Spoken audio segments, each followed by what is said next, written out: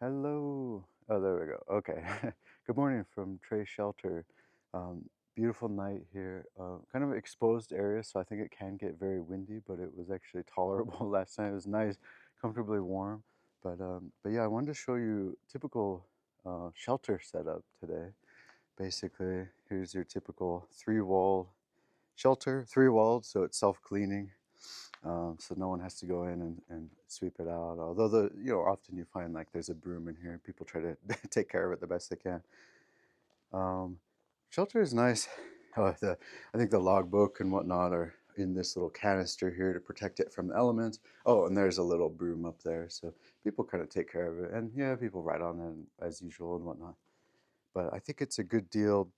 I think it's a good thing to have. You don't have to set up your tent. You can come in, roll in late, and go in there. But I've been in situations where it's been pretty packed up, and you're pretty much body to body.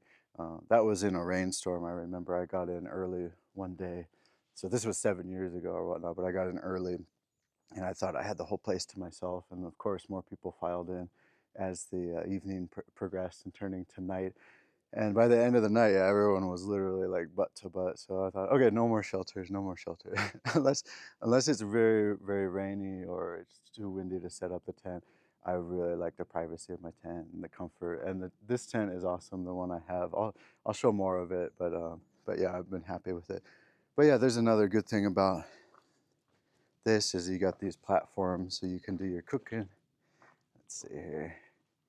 See if you could see that. Yeah, you can see some flat surfaces, some that have been kind of burned through here. I don't know what was happening here. I think someone forgot their their cooking. And then you got the convenience when you're at the shelters. You got the convenience of bare cables or bare box. In this case, bare cables.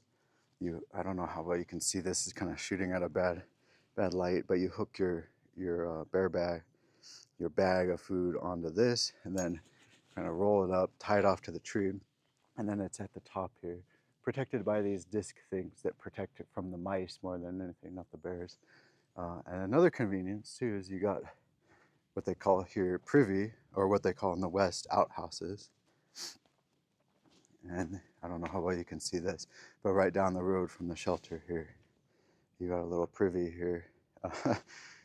Nothing too fancy, but I mean, if you need to poop, it's way better than digging a hole. So convenient. Try to use that in the morning if you can. And there's shelters that you might pass along the way too that you could take advantage of.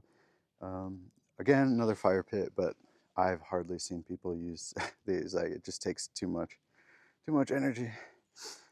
But yeah, this was beautiful. So this was Trey Mountain Shelter, and today haven't really decided.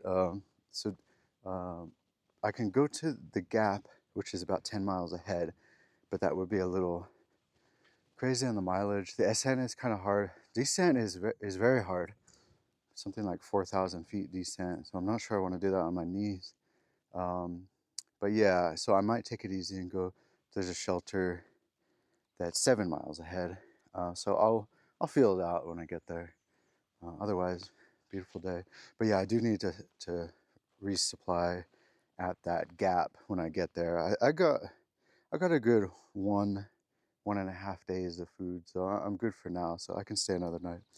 Anyway, that's the plan, and see you on the trail.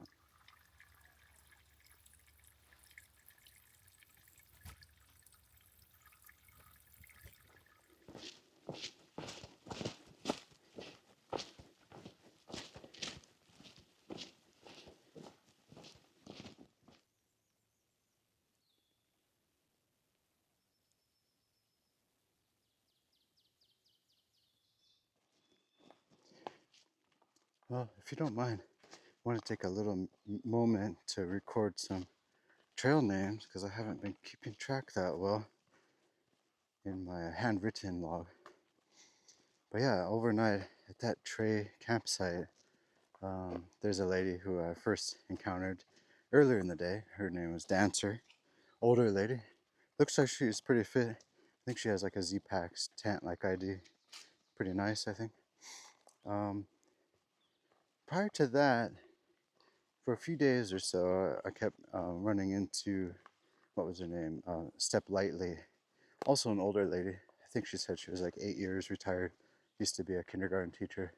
She's in pretty good shape too. She's a skier, so I think her legs are pretty good shape. Other folks I've met, there's a guy hiking with his dog. His trail name is Echo. The dog's name is going to be Hold, he said, but actuality, the dog's name is Athena. This is a nice little patch of greenery here. But yeah, Hold because she keeps going ahead and having to hold and wait for Echo to catch up. She's not carrying a pack too, so I feel like the dog should have some saddlebags or something. Anyway, hike your own hike. Some other folks ran into Green. He says it's his first time, backpacking overnight, which is awesome. Setting up his tent for the first time. I think he was a little frustrated trying to figure it out, but I think he eventually figured it out. Kind of funny, I met him the next day when I came back to Unicoi Gap, and there was also a guy named Green Eggs there at the same time. Some other folks I met, very briefly met Reboot, also known as Control Alt Delete. That gives you a sign, like, feels like people are thinking about changing careers or something. Similarly, someone else, Restart was her name. But yeah, I think that's about it. Oh, there's also a family of 3 hikers. I think it was like Emily, Alex, and I forget the guy, the dad's name. But they're all hiking together, and they have, it looks like pretty heavy packs. So I think they said they're gonna ship some things home. And I also saw a guy named Big D, older gentleman, and I got some information that I guess he's got a huge pack, said from 1990. I got some information that he has a ham radio too, and also like an ancient Garmin. Must weigh 5 pounds or so. I don't know how he could have made it this far. But yeah, I guess he's getting sponsored through his ham radio friends or whatnot. They're mailing the checks back home or whatnot. But he doesn't seem inclined to want to lighten his pack yet.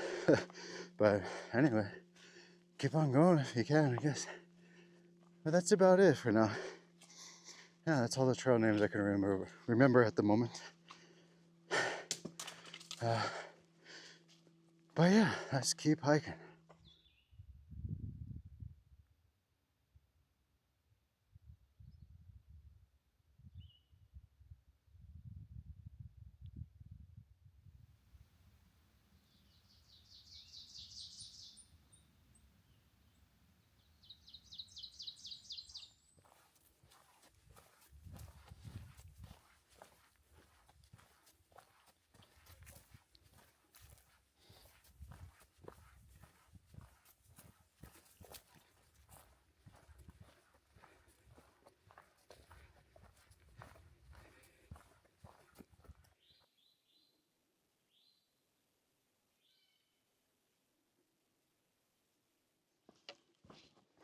Well, I'm feeling pretty good. About 12:30 now. Almost, yeah, it's less than a mile to the shelter coming up here, which I planned as sort of an option to stay. But at 12:30, be there before 1. A little too early to quit. Got more time and I'm feeling good, so I think I could make it I don't know, just over 4 miles to. Yeah, the name of the gap was Dix Creek Gap, by the way. I think I just called it the Gap before. Sounded like I was gonna go shopping. But yeah, I think I can do that. There has been a lot of downhill today. I felt that, but I haven't like pushed it, so I think it's doable. Now, the nice thing about this is the Dix Creek Gap is a pretty big hub to go into 2 towns, Hiawassee and Clayton. And I believe they both have free shuttles arriving at different times, try to get you to come, do your business in town. As one of the shuttle drivers mentioned, they're happy to get your business, but they're happy that you get in, you get out. You don't want to, settle down there or whatnot. Very insular type, kind of like mountain community or whatnot. So that's fine. That's normal. That's human nature. But anyway, yeah, they're happy to see hikers spend their money there. Yeah, Clayton and Hiawassee. But I'm thinking Hiawassee. Also had the option to go into Hiawassee last time at Unicoi Gap, but I decided to go into the very touristy Helen instead, and I did not regret that.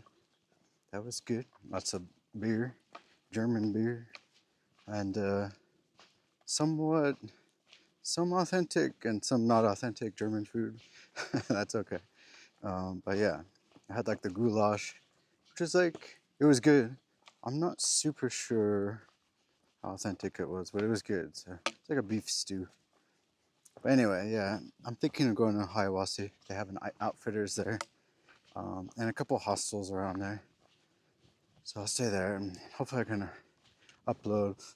It's funny. Like, I'm feeling pretty good. What's on my mind mostly now is trying to get my YouTube videos like all queued up. Had very slow Wi-Fi at the hotel in Helen. Kind of stressed me out. Didn't really get good sleep because of that. But also, like, one of the uploads looks like it didn't quite work. YouTube says it's been processing it for like over a day or so. So I got to go re-upload that one. But thankfully I have enough of a buffer that I don't think I have to stress out too much. But it is on my mind, like editing, getting those uploaded is a big kind of a weak point. And all the other plans seem to be shaping up pretty good, and I'm feeling good. So I mean, it could be worse. So I'm grateful. But yeah, that's the top of my mind.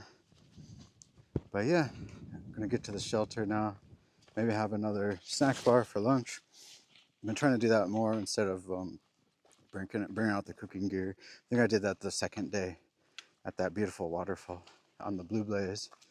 I brought out my little canister stove and cooked up some meal, but I think it takes too much time and effort to sort of open up the bag and heat up the water and do all that.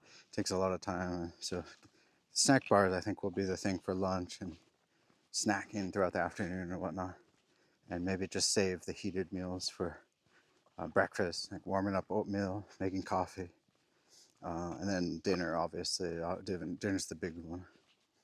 I found a brand incidentally that I really liked. I got it at Neil's Gap.